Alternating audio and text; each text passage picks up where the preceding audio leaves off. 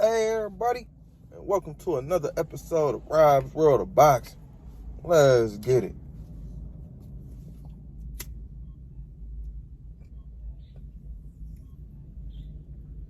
Alright. This is a video I've been wanting to do. It's long overdue. A lot of things been coming up, a lot of fights been coming up. So I had to keep putting this list off. But without further ado, let's get into it. My top 10 fighters in the world today, 25 or younger. My top 10, 25 or younger. And we got a lot of them. But I narrowed it down to 10. At number 10, I got Chris Lil B-Hop Colbert. He's 16-1 with 6 KOs, 25 years of age. He's a 130-pounder. He's from Brooklyn, New York. His last fight was a unanimous decision loss. A loss, I repeat, to Hector Luis Garcia, who was an unknown basically before the fight, but he was 14-0. And he made easy work of Lil B-Hop. He beat Lil B-Hop from pillar to post the whole fight. And yeah, even put some fear in his heart. Had Lil B-Hop running in the 10th round and he was losing every round in the fight. But yeah, man, he lost a lot of my respect that night, Lil B-Hop being. But the reason I have him on my number 10 spot is because just from off skill alone, and before he lost that fight, I was going to have him on this list at 5 or 6, man. So, yeah, man, just off skill alone, I got Lil B-Hop in my number 10 spot on my top 10 fighters today, 25 or younger. Chris Lil B-Hop Colbert, number 10. At number 9, I got Teofimo Lopez. He's 16-1 with 12 KOs, 24 years of age. He's a 135-pounder. He's from Brooklyn, New York. His last fight was a split decision loss. Again, I repeat, a loss to George Kambosos Jr., who was 19-0 at the time they fought. T.O. says he's moving up to 140 pounds. That was his last fight at 135. He was killing himself. That's the reason he lost his belts to George Kambosos. His three belts he had at 135 pounds. He said he was weight drained, so he's going up to 140 pounds his next fight. I'm looking to see what he does at 140 pounds, because before the loss, man, I had him, the whole little 4 Kings thing they had at 135, I had him the top king, man. I had him, up there, just from his skills and his athleticism. I loved Teofimo Lopez. Now I like him. We still cool. That's why he in my number 9 spot. But he got some proving to do. And some making up to do. All right. At number 8, I got Edgar Blanga. He's 19-0, 16 KOs, 24 years of age. He's a 168-pounder. He's from Brooklyn as well as my number 10 and number 9 fighters. They putting on for Brooklyn, man. His last fight was a unanimous decision win versus Steve Rose, who was 21-1. His only loss coming to Triple G Gennady Golovkin. And before the Steve Rose fight, Berlanga fought to a unanimous decision win versus Marcelo Consors, who was 30. He had 30 wins, 2 losses, and 1 draw. So, Consors actually put Berlanga down in that fight.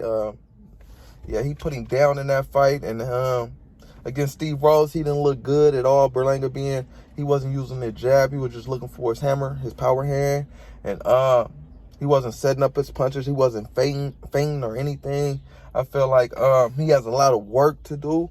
But, he has done a lot of work, man. He was, what was he? Fucking 17-0 with 16-0 with 16 KOs.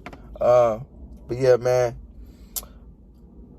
he has a lot of work to do, to say the least. Yeah, man, I don't know about Edgar Blanga. I feel like I got him in my number 8 spot just off for what he's done and, you know, the hype. But I don't really believe in Edgar Blanga, but yeah,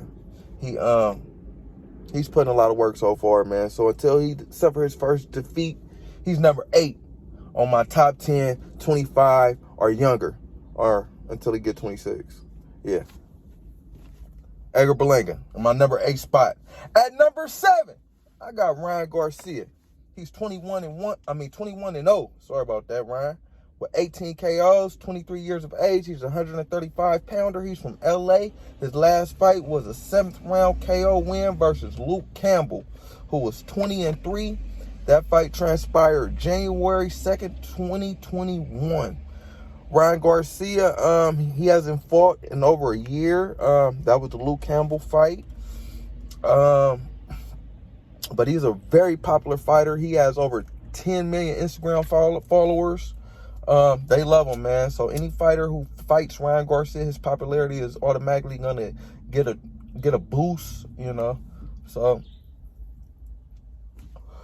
that's a big fight for anybody. And man, I know he's been dealing with a lot of mental health issues, but he's not a bad fighter, man. He got knocked down in the fight against Luke Campbell, but he got up and he showed a lot of heart and he put Luke Campbell down in the 7th round. I really like Ryan Garcia, but I feel like he's his own worst enemy, and I want him to overcome himself and reach his potential. Yeah. But on my number 7 spot, I got Ryan Garcia. At number 6, I got Virgil Ortiz Jr. He's 18-0 with 18 KOs, a perfect knockout record. He's 23 years of age. He's a 147-pounder from Dallas, Texas. His last fight was an 8th round TKO win versus the Mean Machine, who was 22-1 with 1 draw.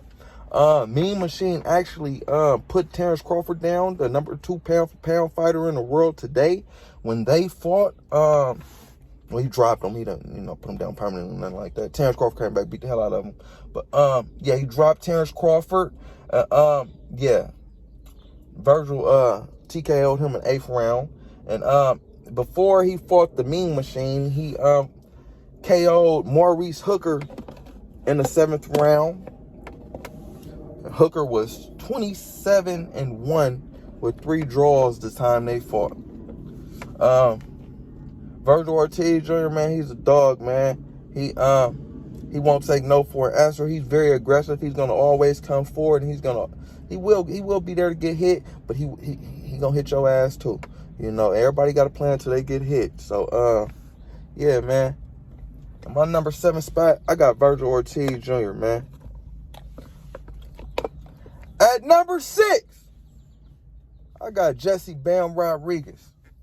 He's 15-0 with 10 KOs, 22 years of age. He's a southpaw from San Antonio, Texas. His last fight was a unanimous decision win versus Carlos Cuadras for the WBC belt at 115 pounds. Cuadras was 39-4 with 1 draw at the time they fought. As I stated, Bam, he's the champ, man. You got to put some respect on the champ name. He's the youngest champ in boxing right now at 22 years of age.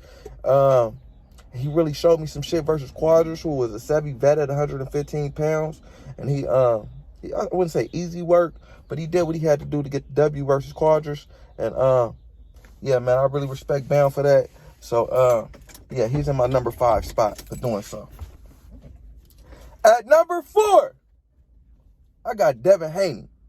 27-0, 15 KOs, 23 years of age. He's from where I'm from, Oakland, California. I don't know why on BoxRec they keep saying he's from San Francisco. Man, it's not from San Francisco. He's from Oakland, California. Put some respect on it. But yeah, he's at 130 pounds. His last fight was a unanimous decision win versus Joseph Jojo Diaz, who was 32-1 with 1 draw. That fight transpired 12/4/2021, my birthday last year. And before that, he fought to a unanimous decision win versus Yuriokis Gamboa and Jose Linares. he's had 3 consecutive unanimous decision wins. Probably more, but that's just as far as I went back. That's his style. He'll box you to death. He'll box your shoes off. Devin Haney, man, he's he's a slick boxer, man. His defense is nice. His athleticism is off the charts. And he's in my number 4 spot. Devin the Dream Haney. At number 3, I got David Benevide Jr. He's 25-0 with 22 KOs. He's from Phoenix, Arizona. His last fight was a 7th-round TKO win versus Kyron Davis, who was 16-2 with 1 draw. His next fight is going to be against David Lemieux, May 21st, 2022. May 21st, 2022. But, yeah, man, David Benevide Jr., he's a 2-time champ at 168 pounds. But the reason I have him at my number 3 spot, he should be higher, man. But he just need to fight better competition. I feel like, and then the number 2, the fighters above him, they're the fucking truth, too. I ain't gonna lie. But he would be higher if he fought better competition. But fuck all that. He's the Mexican monster. He got everybody shook. Nobody saying his name. Nobody want to fight him, from Canelo to Charlo. Yeah, I said it. Jamal Charlo. He shook too. And everybody, Demetrius Andrade, everybody, they're shook. And yeah, he gives them good reason, man. He's a good fighter, man. He goes to the body. He goes to the head. He has a chin. And he has a lot of fucking heart, man. And he's in my number 3 spot. David Benavidez Jr. At number 2, I got Jerron Boots Ennis.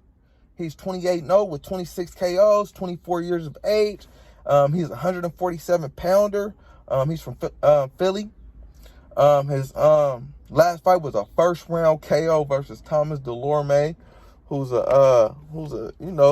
he's been around the 140 and 147 pound division for a while, and he made easy work of that, man. Before that, he scored a 6th-round KO win versus Sergey Lipinets, who was coming up from 140 pounds. But he was a nice 140-pounder, Lipinets being, and he made easy work of Lipinets. He beat the spirit out of Lipinets. I seen it leave his body. He just didn't want to fight no more. He didn't want to be in there no more. His next fight is May 14, 2022 against Castillo Clayton. I never heard of this guy, but he's 19-0 with 1 draw.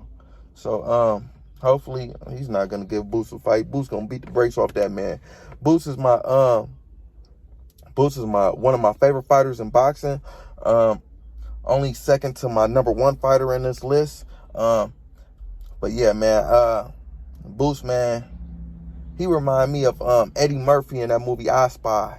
No lie. That's how he boxed, man. He boxed so effortlessly. He looked like it's second nature to him, man. He's grown up in boxing. I heard he's grown up in the sport. I heard he's been around it since he was 4 or 5 years old. And it shows, man. It shows. He's the fucking truth. No pun, no disrespect to Errol Spence Jr., but Boots Ennis is the fucking truth, man. I fuck with Boots. And yeah, man, he's the future of boxing, man.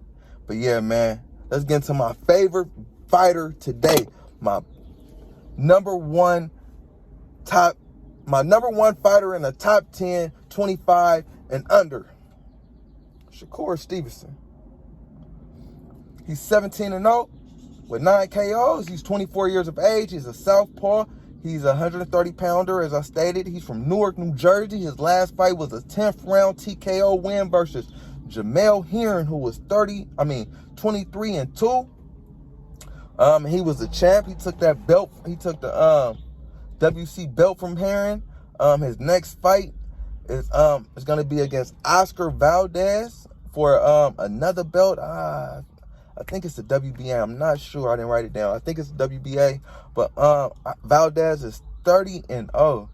And that fight is going to transpire April 30th, 2022. And Shakur is a 2016 U.S. Olympian. He won the silver medal in the Olympics in 2016. I'm looking forward to that fight against Valdez, man.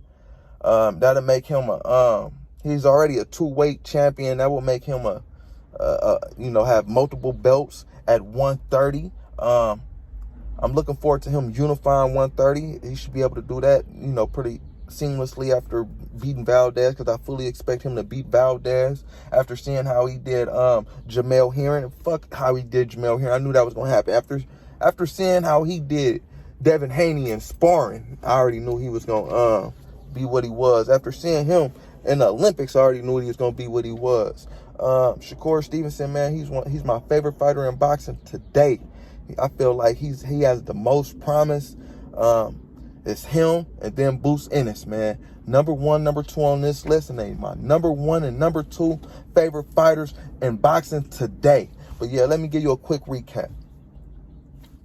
Number 1, I got Shakur Stevenson. At number 2, I got Jerron Bruce Ennis. At number 3, I got David Benevide Jr. At number 4, Devin Haney. Number 5, Jesse Bam Rodriguez. And I got at number 6, I got Virgil Ortiz Jr. And at number 7, I got Ryan Garcia. Number 8, Edgar Blanga. Number 9, Teofimo Lopez. And at number 10, I got Christopher Lil B Hop Colbert coming in. That was my top 10 fighters in the world today, 25 or younger. Like, comment, subscribe, all that shit, people. Rob's World of Boxing. Yeah.